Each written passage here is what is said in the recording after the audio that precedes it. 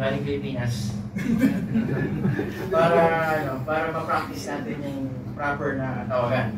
Okay? Pag-referee, so kailangan po natin, mayroong isang opinion, isang criteria, hindi po tayo magtatalo-talo.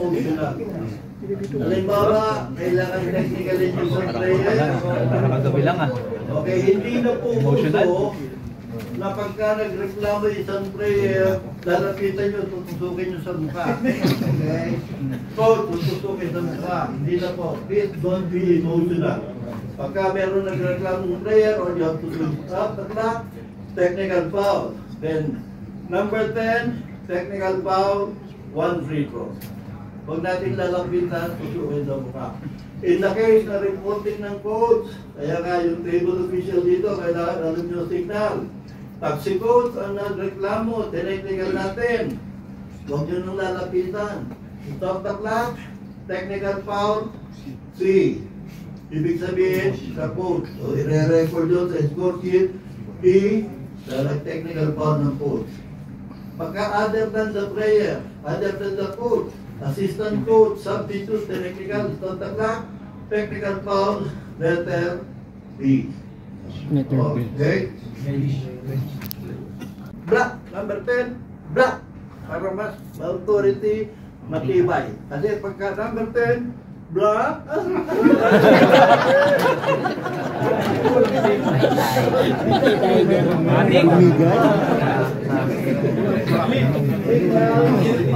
Number 45, illegal cylinder.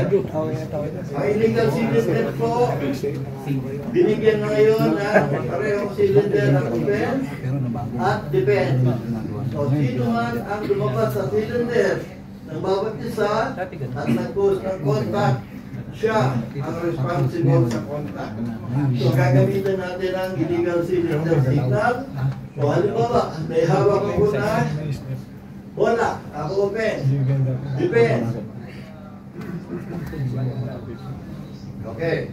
Tapos, pumasok yung defense sa aking cylinder.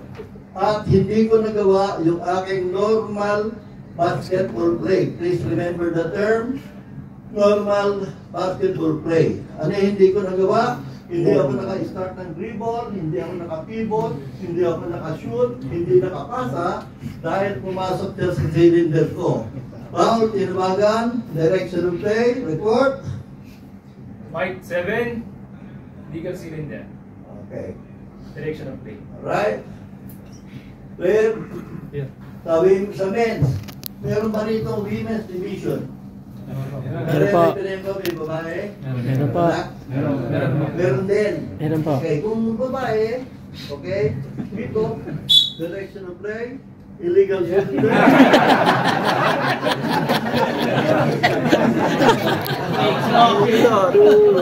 Yung team foul penalty. 1, 2, 3, 4. 1, 2, 3, 4. Sa quarter 1, quarter 3. Dahil nasa kabila yung quarter 2, quarter 4. Sa ilalim po nito quarter 1, quarter 3, may nakalagay po dito na head coach challenge. Meron po dalawang space. Paano po ang tamang pagre-record ng request for head coach challenge? Halimbawa may challenge. Ni-request niya yun at the third quarter. At the third quarter, kaya ilalagay po rito Q3. So, ni-request yung head coach challenge sa third quarter. Of course, when this is requested, meron po itong specific time of the request. Halimbawa, ni-request ng 6:19 in the third quarter, okay, ilalagay ng puron ay 6, hindi po ilalagay yung fraction. 6 minutes of the game. Katulad ng timeout, pag na-request ng timeout na 1:21, ilalagay ng 1. Hindi po kasama yung quarter o yung fraction. Kung si head coach challenge ay pangalawang attempt na yung kanyang request. Tandaan nyo, tigisa lang po ang head coach challenge throughout the duration of the game. Ngayon, kung nag-request ng second head coach challenge si head coach, kung nagkamali siya o baka sinasadya, baka malakalusot, Pag ito'y na-discover, si scorer po ang magsasabi, Mr. Referee, pangalawa na pong head coach challenge yun. Kaya i-disregard lang, wala pong penalty or sanction against the coach. Right?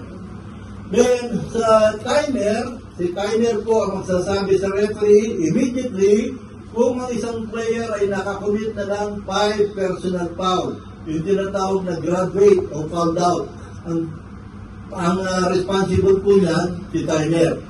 And then, si timer na rin po ang mag-e-effect ng lahat ng request for substitution and timeout. Dati po, si scorer sa timeout at si timer sa substitution. Ngayon, wala na po, isang tao na lang. Timer effects the substitution and timeout. Okay. Scorer na naman.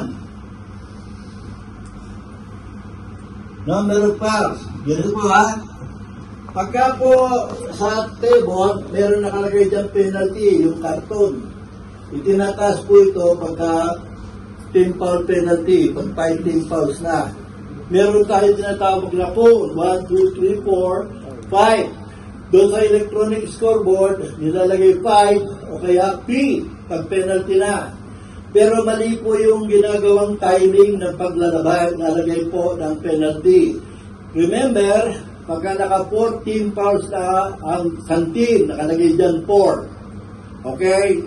Ang resumption po niyan after the foul, dalawang klase lang. Either a throw-in or free throw. So, ganito po. Paul, the moment binigay yung bola for a throw-in, ball becomes live, please, ilagay na po kaagad 5 o P or penalty, ilagay na po kaagad. Hindi nahihintayin na makakomit pa ng 5th foul bago ilagay. Okay. Right? Okay. Pagkabigay ng bola sa free thrower, ilalagay na kaagad 5 P or penalty. Yan po ang tamang timing. Wala release yung bola. If they contact, okay, will pasok sa criteria ng sportsmanlike foul. Upgrade, downgrade. Right, ito. Tumawag ng sportsmanlike si referee dahil siniko na A1, si B1. Tinawagan ng sportsmanlike. Kaya lang, hindi sigurado si referee kung talagang ang sportsmanlike yon. So, ginamit yung procedure sa IRS, ni-review.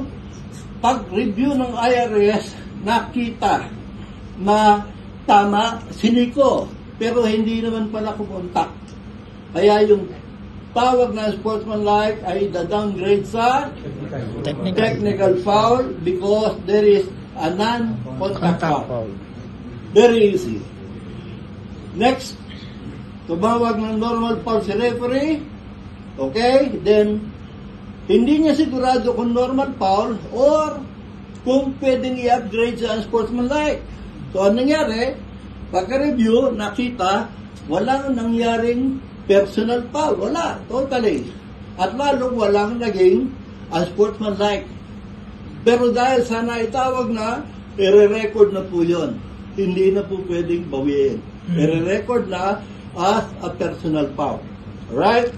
Pero wag po kayo mag-alala kasi lahat po ng nature of foul ngayon ay meron ng kanya-kanyang signal.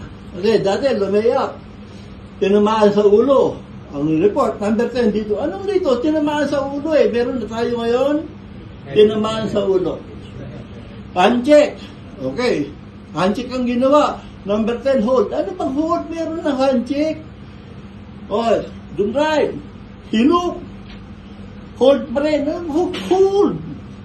Kaya yung the case na ibang mga tawag na dapat i-report mo kung ano nangyari. Tumawag ka.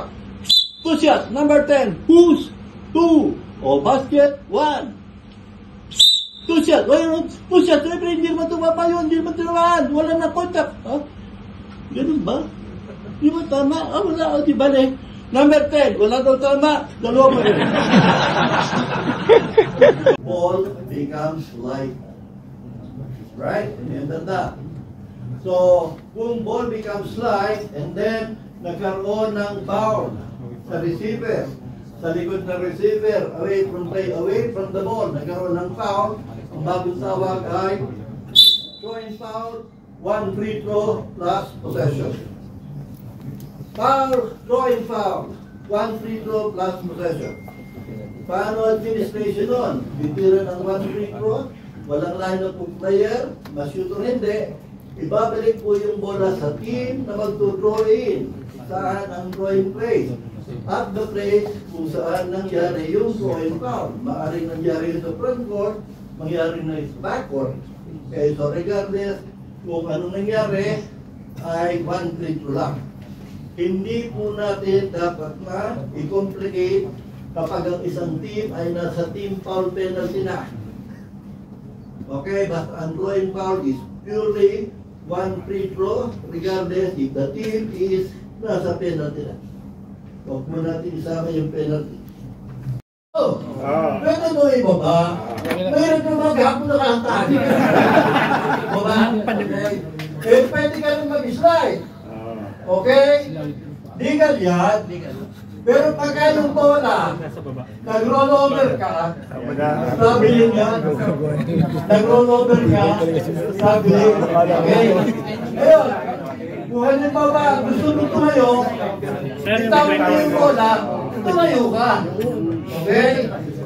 Gusto mo tumayo, magdi-dribble ka, tumayo ka. Ang may itayo, itayo na!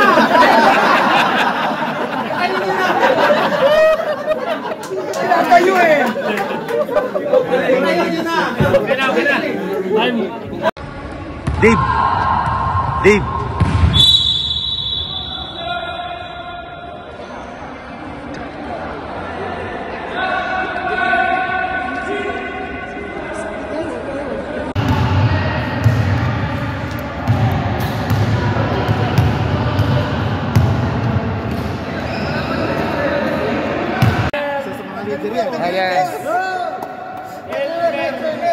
Sabi, yan ang pinakamalas ng Qatar. Yan pinaka-rated na referee ng Qatar. Okay. We also have another certificate of commendation. Jobit Baldomino. Okay, thank you very much.